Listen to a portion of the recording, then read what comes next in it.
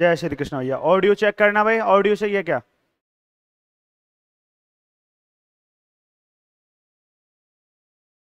सुनो, last lecture में अपन ने हेडिंग डाल रखी है ट्रांसफर पॉइंट इंपीडेंस, अंतरित बिंदु प्रतिबाधा।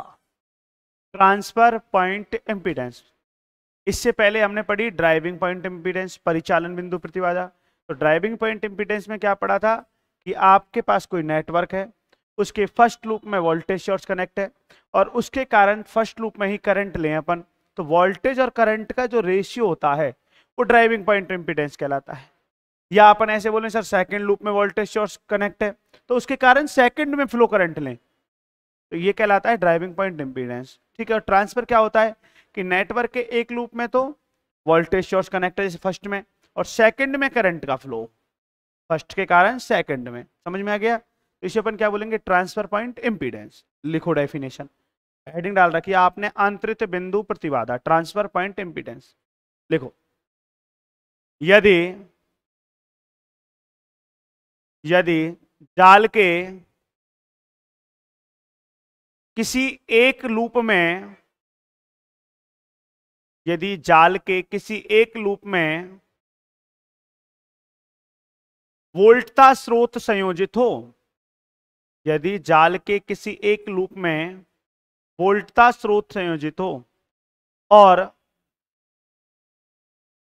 इस वोल्टता स्रोत के कारण नेटवर्क के किसी एक लूप में वोल्टेज सोर्स कनेक्ट हो एंड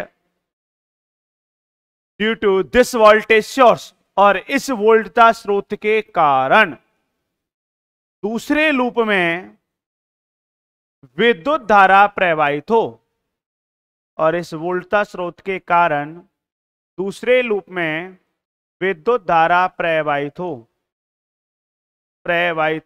तो वोल्टता और धारा का अनुपात, the ratio of voltage and current is set to be transfer point impedance. तो वोल्टता और धारा का अनुपात अंतरित बिंदु प्रतिबाधा कहलाता है। वोल्टता और धारा का अनुपात अंतरित बिंदु प्रतिबाधा कहलाता है।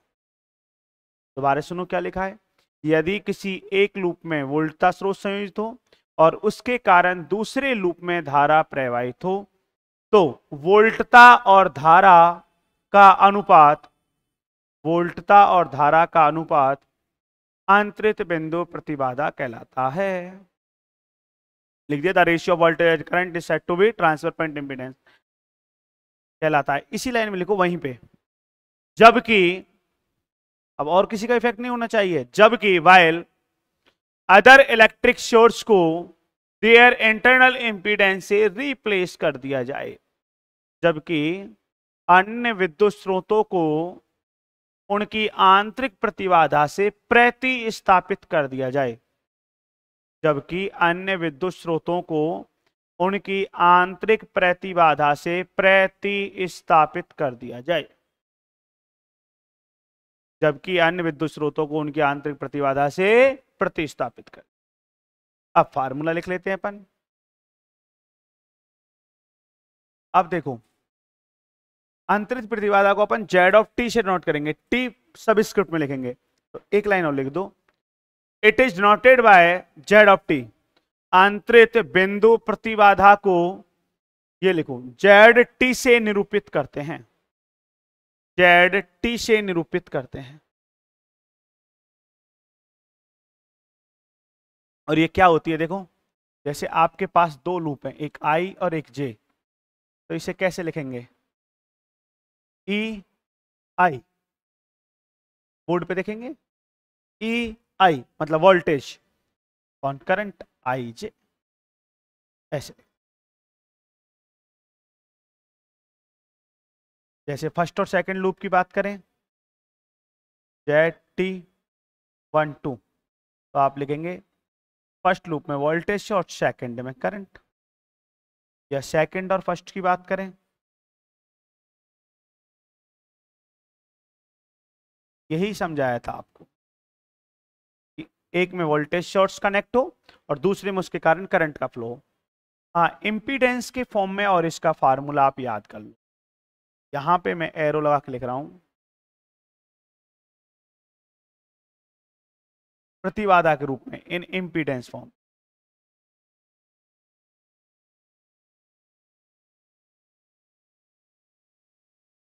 प्रतिबाधा के रूप Z T.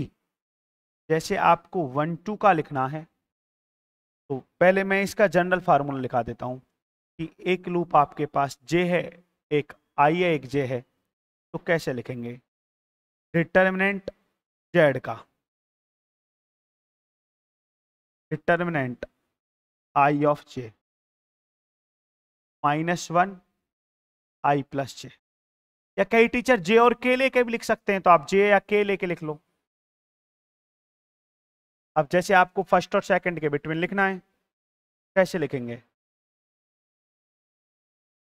Z T12 first और सेकंड के बिटवीन क्या जाएगा? Determinant of Z upon determinant 1 2, यहां पर -1 की पावर 1 + 2, ठीक है। जेड T12 इक्वल टू -1 आ जाएगा ना, 1 + 2 3, तो -1 आ जाएगा। डिटर्मिनेंट जेड, और यदि यही बात सेकंड और फर्स्ट के लिए लिखें तो जेड T21 डिटर्मिनेंट जेड, यहां पे हम 21 लिख देंगे, -1 की पावर 2 +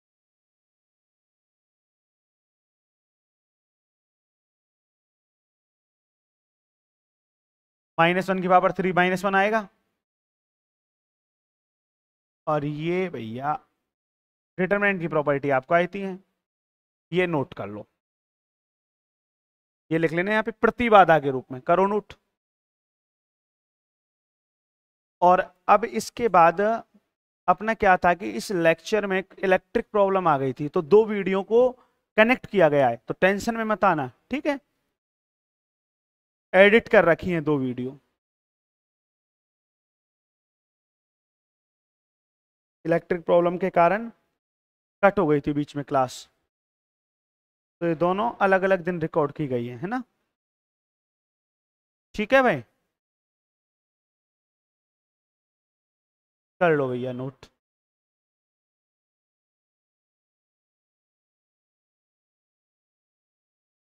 लिख लेना प्रतिबाधा के रूप में, लिख लिया हो तो आगे चलें भाई, कर लिया कि नोट?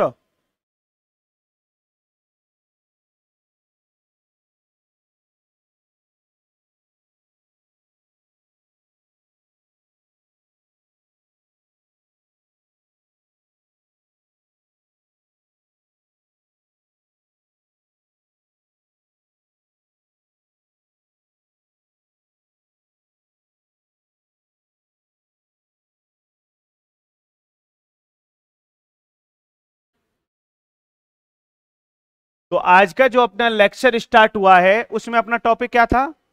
आज अपन ने कहानी कहां से भाई, अपन ने लास्ट लेक्चर में हेडिंग डाली थी ट्रांसफर पॉइंट इंपीडेंस, अंतरित बिंदु प्रतिबाधा। तो ट्रांसफर पॉइंट इंपीडेंस क्या होती है कि अपने पास एक लूप में तो वोल्टेज सोर्स कनेक्ट हो और उसके कारण करंट कौन से लूप में फ्लो? सेकंड में। या सेकंड में वोल्टेज सोर्स कनेक्ट हो और कौन से में करंट फ्लो? फर्स्ट में। और वोल्टेज और करंट का जो रेशियो होता है उसे क्या बोलते हैं हम? इंपीडेंस। क्या बोलते हैं? तो आपने बोला था ट्रांसफर पॉइंट इंपीडेंस की जो डेफिनेशन लिखी थी, यदि फर्स्ट लूप में वोल्टेज सोर्स कनेक्ट हो और उसके कारण सेकंड लूप में करंट का फ्लो हो, तो वोल्टेज और करंट का रेशियो, वोल्ट और धारा का अनुपात क्या कहलाता है? Transfer point impedance. लेकिन क्या सर्किट में और कोई वोल्टेज सोर्स प्रेजेंट, इसलिए आपने लिखा है जबकि अन्य विद्युत स्रोतों को उनकी आंतरिक प्रतिबाधा से प्रतिस्थापित कर दिया जाए। लिख रखा है अदर इलेक्ट्रिक सोर्स को देयर इंटरनल इंपीडेंस से क्या कर दिया जाए? रिप्लेस कर दिया है। ये कहानी। इसके बाद में अपन ने यहां पे बोला था कि ट्रांसफर इंपीडेंस को जेटी से नोट करते हैं, फर्स्ट और सेकंड के लिए लिख रहे हैं तो फर्स्ट का वोल्टेज, सेकंड का करंट।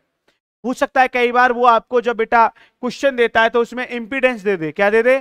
जेड दे दे, जेड का मान। तो जेड का मान दे रखा है, ट्रांसफर इंपीडेंस कैलकुलेट करवाए तो कैसे कैलकुलेट करेंगे? जेड का डिटरमिनेंट निकालेंगे अपॉन डिटरमिनेंट 1 2, और यदि अपन 2 1 की बात करेगा तो डिटरमिनेंट जेड अपॉन डिटरमिनेंट 2 1। चलो मैं इसको जनरल फॉर्म में लिख देता हूं व्यापक रूप में, कैसे लिखेंगे जनरल फॉर्म में?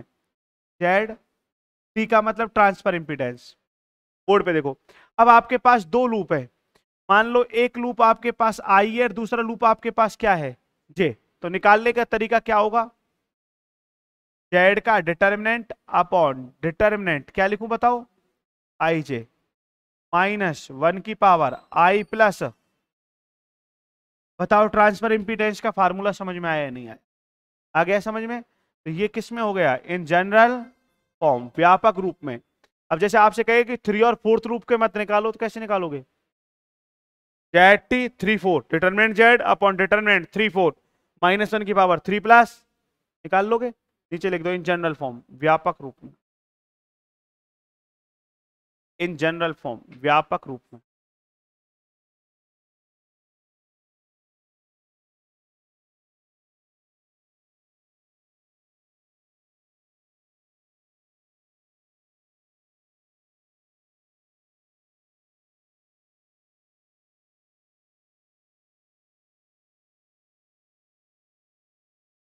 चले आगे। ये तो अपना हो गया ट्रांसफर इंपीडेंस, लेकिन एडमिटेंस की बात करें तो, अब करंट और वोल्टेज की बात करेंगे तो स्टार लगा के लिखो, स्टार लगा के हेडिंग डालो। ट्रांसफर पॉइंट एडमिटेंस, आंतरिक बिंदु प्रवेशता, आंतरिक बिंदु प्रवेशता।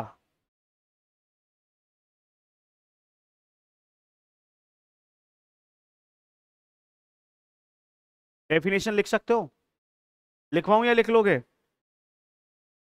चलो शॉर्ट में लिखो, लिखो। आंतरिक बिंदु प्रतिबाधा का व्युत्क्रम फलन, the inverse function of transfer point impedance. आंतरिक बिंदु प्रतिबाधा का व्युत्क्रम फलन, the inverse function of transfer point impedance is said to be transfer point admittance. आंतरिक बिंदु प्रतिबाधा का व्युत्क्रम फलन, फिर कॉमा लगाओ, आंतरिक बिंदु प्रवेशता कहलाता है, आंतरिक बिंदु प्रवेशता कहलाता है। किससे नोट करोगे? देखो, इट इज नोटेड बाय, इसे वाई से निरूपित करते हैं। किससे निरूपित करते हैं? इसे वाई से निरूपित करते हैं।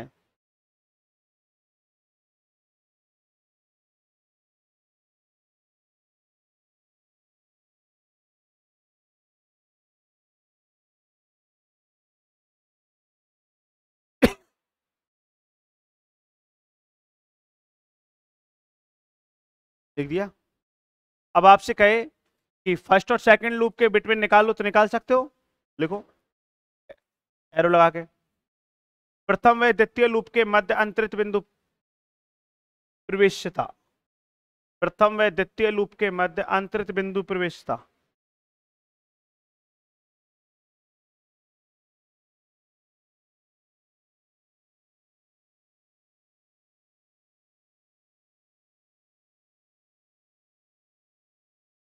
सही लिखा है क्या? पहले देखो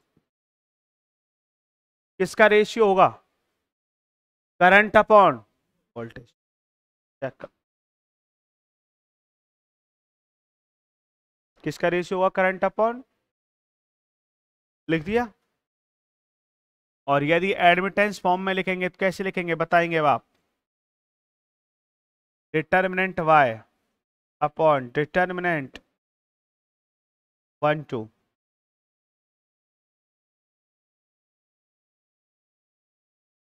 पहले जेड का डिटर्मिनेंट था, अब किसका डिटर्मिनेंट है? एडमिटेंस का है, वाई का है। लिख दिया। और जनरल फॉर्म में लिखवाए तो आपसे, नीचे लिख दो इन जनरल फॉर्म, व्यापक रूप में।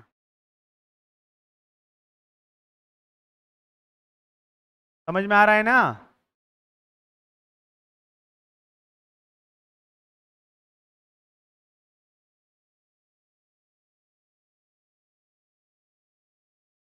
जनरल फॉर्म व्यापक। क्लियर है यहाँ तक टॉपिक? अब इससे रिलेटेड एक एग्जाम में आया हुआ क्वेश्चन है, देखो कैसे आया था। लिख लिया क्या? सुनो,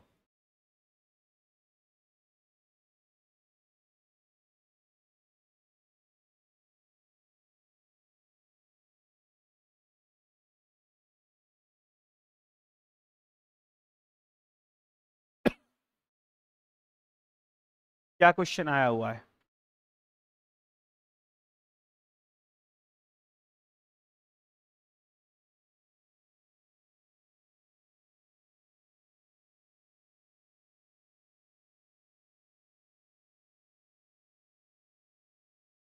आपसे कहा है सिद्ध करो जेड टी जे के इक्वल टू जेड टी के जे, और के यहाँ पे लूप है, क्या है? तो लिखो, क्वेश्चन लिखो। प्रूव दैट, सिद्ध कीजिए कि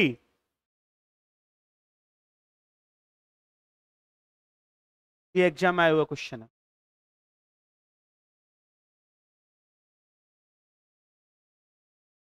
आपको ये प्रॉपर्टी क्या करनी है? सिद्ध करनी है। प्रूव दैट, सिद्ध कीजिए कि जेड का मतलब इंपीडेंस, टी का मतलब क्या है? ट्रांसफर इंपीडेंस की बात की है। कौन कौन से लूप लिए इसने? जे और के। लिख लिया? मतलब एक तरीके से ये कहना चाह रहा है कि फर्स्ट और सेकंड लूप के बिटवीन, या सेकंड और, यही तो कहना चाह रहा है। चलो अब बेटा बोर्ड पे देखो, लिख लिया यहां तक? इधर देखो, करते हैं सिद्ध। तो इसे प्रूव करने के लिए प्रत्येक का ध्यान बोर्ड पे होना चाहिए। अपन एक बेटा कॉम्प्लिकेटेड नेटवर्क मान लेते हैं कोई, ठीक है, और इसको एकदम इजी मेथड से सॉल्व करते हैं। इजी मेथड, इधर देखो, ये मान लिया ये एक बैटरी कनेक्ट है, कितने वोल्टेज की है? ई वोल्टेज।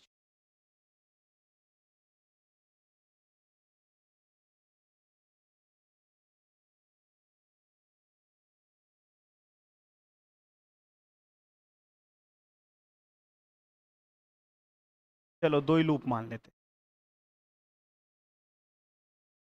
ये मान लिया, ठीक है। ये Z1 इम्पीडेंस और ये Z2, और इसको नाम क्या दे दिया अपन ने? Z3। कितने लूप में चेक करो, ये फर्स्ट लूप, इससे सरल और पॉसिबल नहीं है भाई, एकदम इजी कराने की कोशिश कर रहे हैं। सेकंड लूप, फर्स्ट लूप में फ्लो करंट क्या मान लिया अपन ने? ए यार लूप एनालिसिस पढ़ा दिया अब तो। सेकंड लूप में फ्लो करंट क्या मान लिया? I2। कितना करंट फ्लो रहा है बैटरी से? वेरी गुड, फर्स्ट लूप में I1, सेकंड में कितना गया? I2। तो इस ब्रांच में करंट सोच के बोलो। I3, तो I3 का मान बता क्या होगा? I1 minus I2। सही लिखा है क्या मैंने? फर्स्ट लूप में I1, Z2 एलिमेंट में कितना करंट गया? अच्छा, तो Z3 में कितना आएगा? I1 माइनस I2 आएगा। I3 का मान यही तो होगा, ठीक है। अब आपका लूप एनालिसिस मेथड का यूज करते हैं। तो लूप एनालिसिस मेथड क्या कहता है कि सबसे पहले आप फर्स्ट लूप में केवीएल लॉ लगाओ, यही तो बोलता है।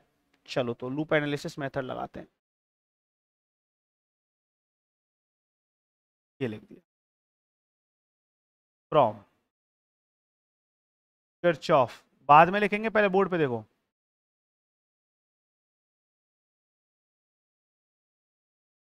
ये लिख दिया, फर्स्ट लूप में लगा। केवीएल क्या होता है? Total voltage zero. अच्छा, यहाँ पे एक बैटरी है, एक Z1 है, और एक क्या है? कैसे निकालेंगे? करंट का फ्लो करते हैं, हाई वोल्टेज टू, ये करंट का फ्लो कर दिया, high to low, high to, ये करंट का। चलो तो सबसे पहले कौन आ रहा है? बैटरी। देखो लॉ टू, तो करंट का फ्लो कैसे किया अपन ने? हाई टू लो, क्या करें? नेगेटिव, ये लगा दी, ठीक है। आगे चलो, Z1 एलिमेंट, कितना करंट है? I1, सही है क्या? आगे चलो, करंट का फ्लो सही हो रहा है, हाई टू लो। क्या एलिमेंट है? Z3, कितना करंट है? Equal to zero. Z1 I1, Z3 I1, क्या कॉमन आ रहा है? तो Z1 plus Z3, I1 common ले ली, ठीक है। प्लस माइनस क्या लिखे बताओ, I2, और E का कर दिया वोल्टेज का ट्रांसफर इधर। Equation first.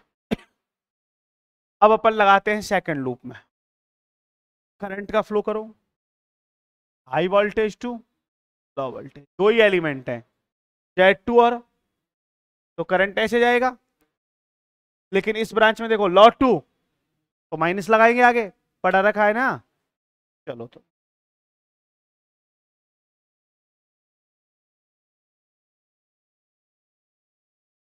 From Kirchhoff voltage law,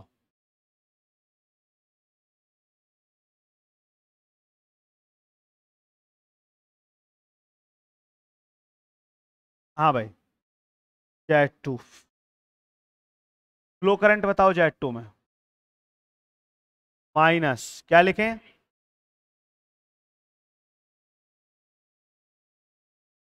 दो ही एलिमेंट है बेटा, बोर्ड पे देख ले, इससे सरल संभव नहीं है। और आया हुआ क्वेश्चन एग्जाम में क्या लिखे देखो, माइनस का Z3 into I1, Z2 I2 minus minus plus, क्या कॉमन आ गया,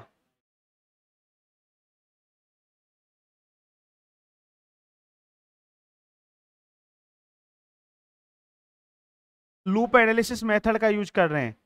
लूप एनालिसिस मेथड कहता है कि इक्वेशन फर्स्ट और सेकंड को देखो और क्रेमर लॉ से किस रूप में लिख दो, matrix from equation first and second, समीकरण एक और दो से क्रेमर लॉ से मैट्रिक्स फॉर्म में लिखें। कैसे लिखेंगे मैट्रिक्स फॉर्म में, I1 का कोफिशिएंट, I2 का कोफिशिएंट,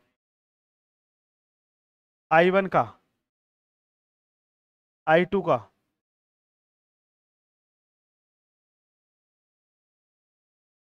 किसके कोफिशिएंट लिखे हैं अपन ने, इक्वल टू RHS, देखो E और 0 सही लिखा है क्या,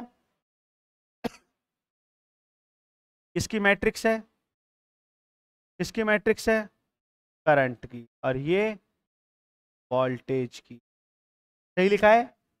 अच्छा, तो इम्पीडेंस मैट्रिक्स बताओ, अब आपकी इम्पीडेंस मैट्रिक्स, अतः प्रतिबाधा मैट्रिक्स क्या है सर, हमारे पास Z है, वो है Z1 प्लस Z3,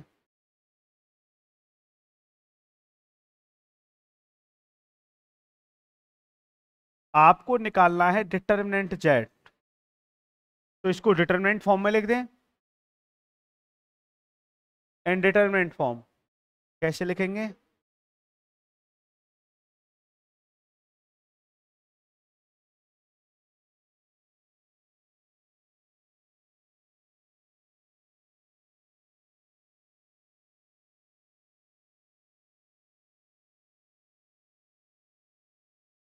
सही लिखा है क्या, पहले ये बताओ, डिटर्मिनेंट Z का मान कैलकुलेट करवाओ,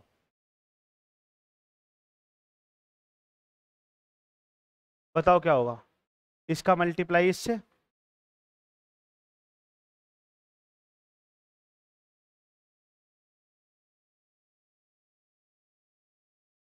माइनस इसका मल्टीप्लाई इससे,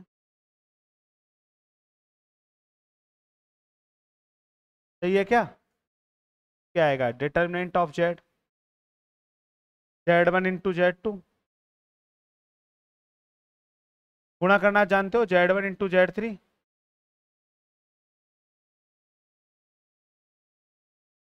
Z3 का Z2 से, बेटा गुणा सही कर रहे हैं क्या देखना,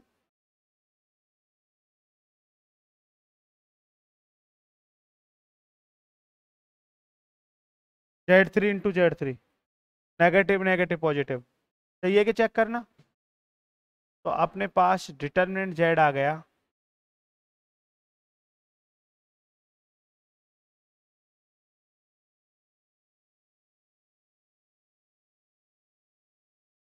चलो यहाँ पे कैलकुलेट मुझे ये करके और बता दो, क्योंकि ये काम आएंगे आगे, डिटर्मिनेंट 1 2 कितना है और डिटर्मिनेंट 2 1 कितना है,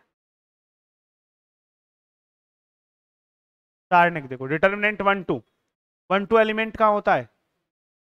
ये है क्या 1 2? ये नहीं होगा 1 2, ये गया ये गया, ऐसे तो कैलकुलेट करते हो 2 1, ये गया ये गया। अरे कैलकुलेट करने का यही तो मेथड होता है तुम्हारा। क्या आ रहा है, क्या आ रहा है? सही है। अरे 1 2 2 1 यही तो आ रहा है। चलो अब आपके फार्मूले से बात करते हैं। सबसे पहले मैंने ये लिखा स्मॉल ए पॉइंट, प्रथम व द्वितीय लूप के मध्य अंतरित बिंदु प्रतिबाधा, transfer impedance between first end, बताओ formula, Z T 1 2, determinant Z upon determinant 1 2, याद करो, -1 की पावर 1 + 2। क्या अपन ने सही लिखा है? फर्स्ट और सेकंड के बिटवीन। समझ में आया अभी फार्मूला क्यों लिखा था? क्लियर है? बताओ डिटर्मिनेंट 1 2 का मान, माइनस का और डिटर्मिनेंट जेड का मान, दोनों मान है अपने पास, रख देते हैं।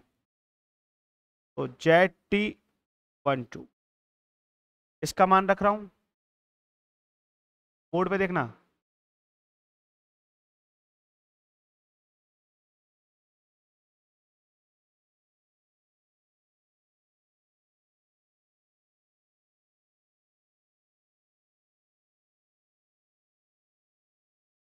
ये कितना आएगा?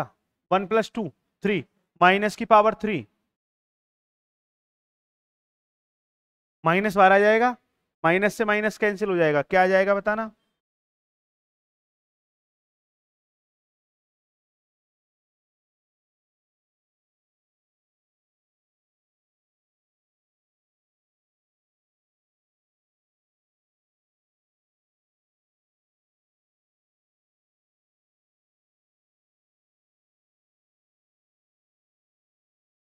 Second point,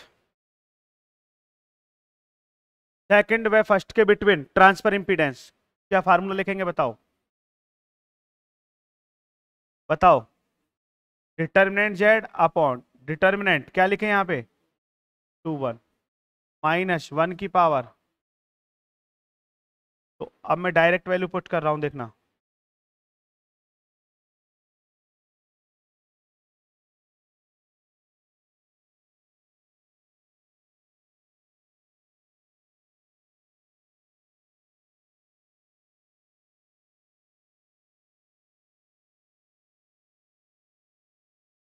cancel, Z,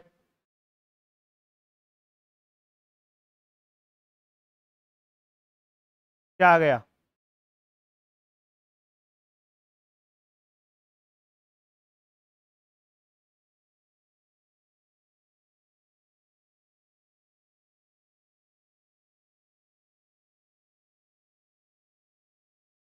equation third और फोर्थ को देखो, आरएचएस सेम है, क्या लिख सकते हैं?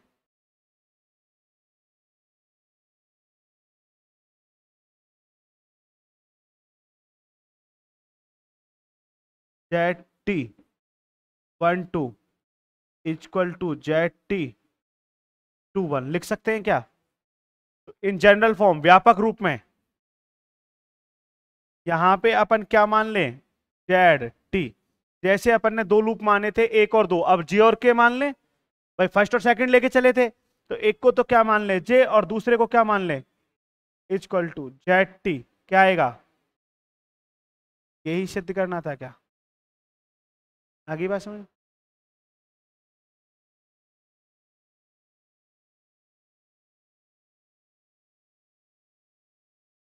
लिखो, क्या लिख लिया था अपन ने? क्वेश्चन लिख लिया, प्रूफ में लिखो।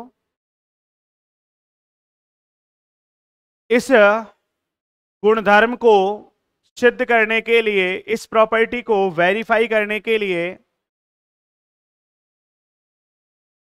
इस गुणधर्म को सिद्ध करने के लिए एक नेटवर्क की इमेज करते हैं, एक जाल की कल्पना करते हैं। इस गुणधर्म को सिद्ध करने के लिए एक जाल की कल्पना करते हैं।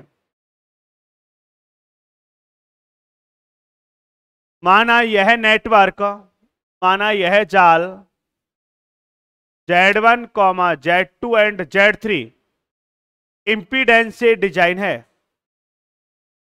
माना यह जाल Z1, Z2 और Z3 प्रतिबाधाओं से निर्मित है। Z1, Z2 और Z3 प्रतिबाधाओं से निर्मित है। इस जाल के प्रथम लूप में, इस नेटवर्क के फर्स्ट लूप में एक voltage source capital E connect है। इस जाल के प्रथम लूप में एक वोल्टता स्रोत कैपिटल ई संयोजित है। इस नेटवर्क के फर्स्ट लूप में एक voltage source capital E connect है, वोल्टता स्रोत कैपिटल ई संयोजित है, जिसके कारण फर्स्ट लूप में फ्लो इलेक्ट्रिक करंट, जिसके कारण प्रथम लूप में प्रवाहित विद्युत धारा कितनी है भाई? I1 है। जिसके कारण प्रथम लूप में प्रवाहित विद्युत धारा I1 है।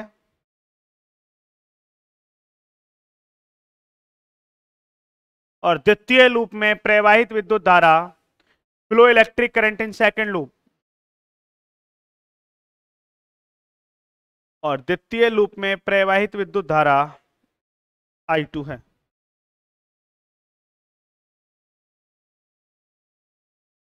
लिख दिया?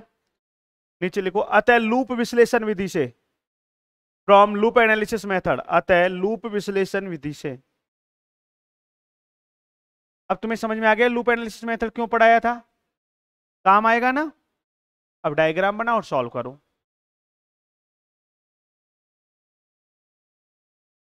बनाओ डायग्राम।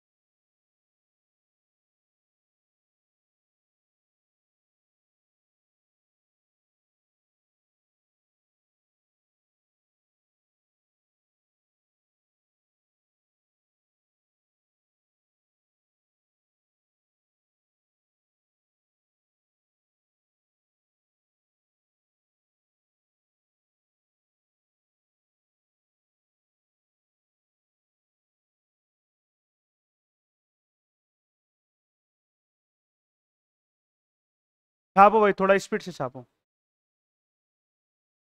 लिखो स्पीड से।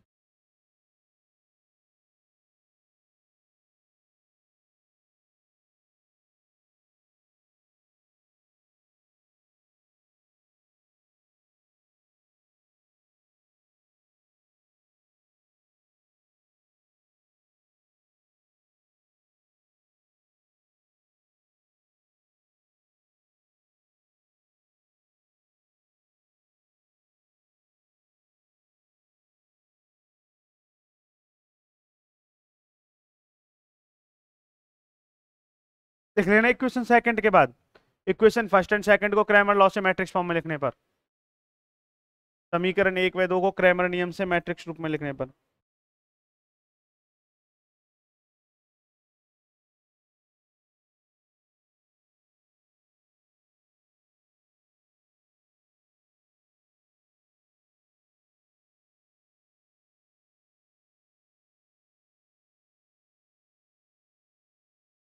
और ये क्या लिख रहा है, सो इंपीडेंस मैट्रिक्स, अतः प्रतिबाधा मैट्रिक्स।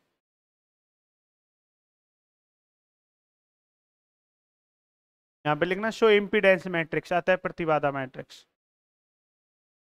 फिर लिख रहा है इनडिटरमिनेंट फॉर्म, सारणिक रूप में।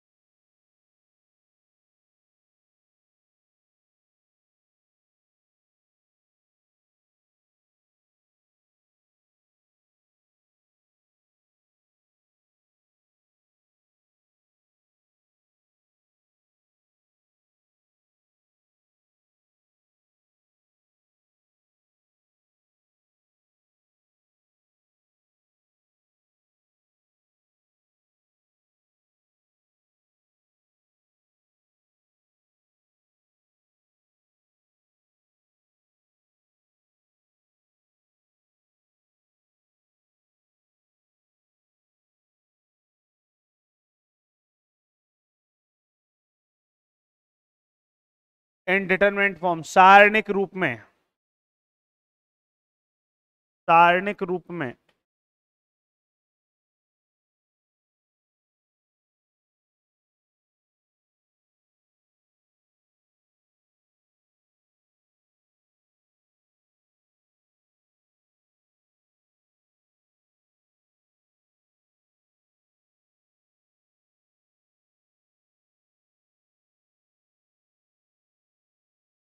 अरे लिख लिया कि ये इनडिटरमिनेंट फॉर्म।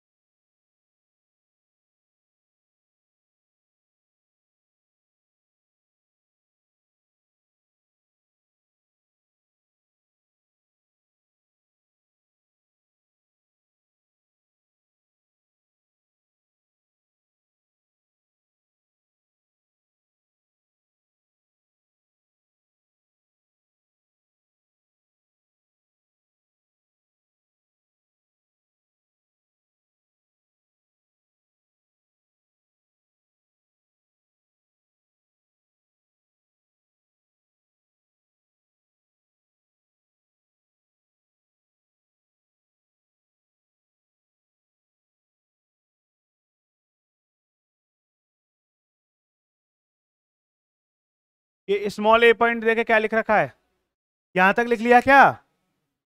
स्मॉल ए पॉइंट लिखो, प्रथम व द्वितीय लूप के मध्य अंतरित बिंदु प्रतिबाधा, transfer impedance between first and second loop. प्रथम व द्वितीय लूप के मध्य अंतरित बिंदु प्रतिबाधा,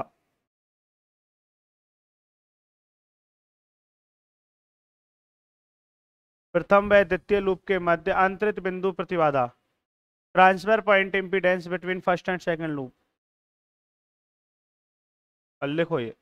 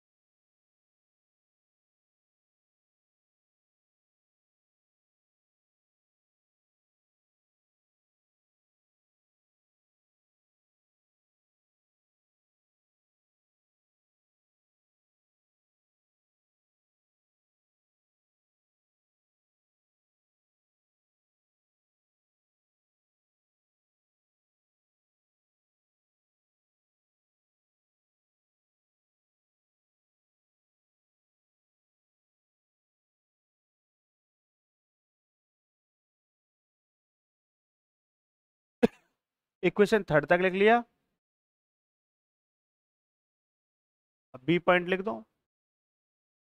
द्वितीय व प्रथम लूप के मध्य अंतरित बिंदु प्रतिबाधा, transfer impedance between second and first loop. द्वितीय व प्रथम लूप के मध्य अंतरित बिंदु प्रतिबाधा,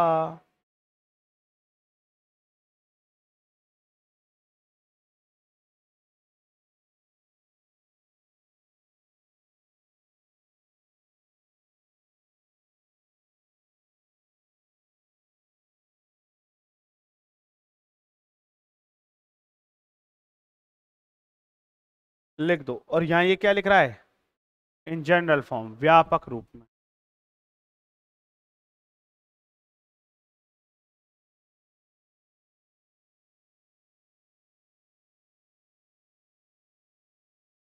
इन जनरल फॉर्म, व्यापक रूप में।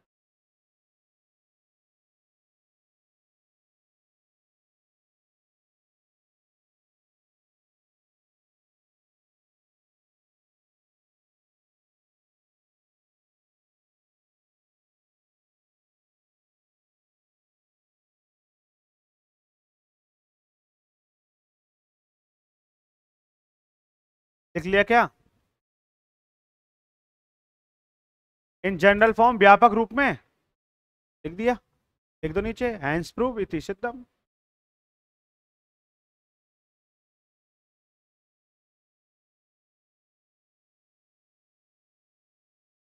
अब नेक्स्ट पॉइंट हेडिंग डालें,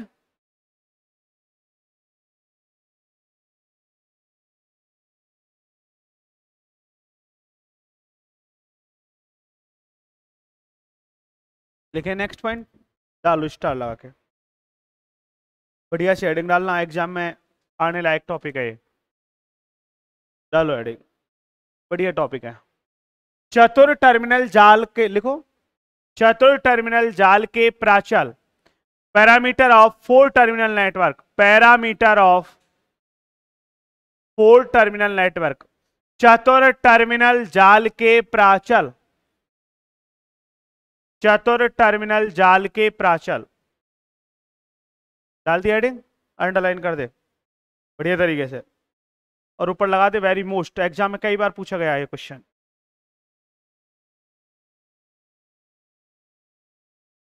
चतुर टर्मिनल जाल के प्राचल, parameter of four terminal network, अच्छा टॉपिक है, ध्यान से पढ़ना, मंडे को पढ़ेंगे, ठीक है।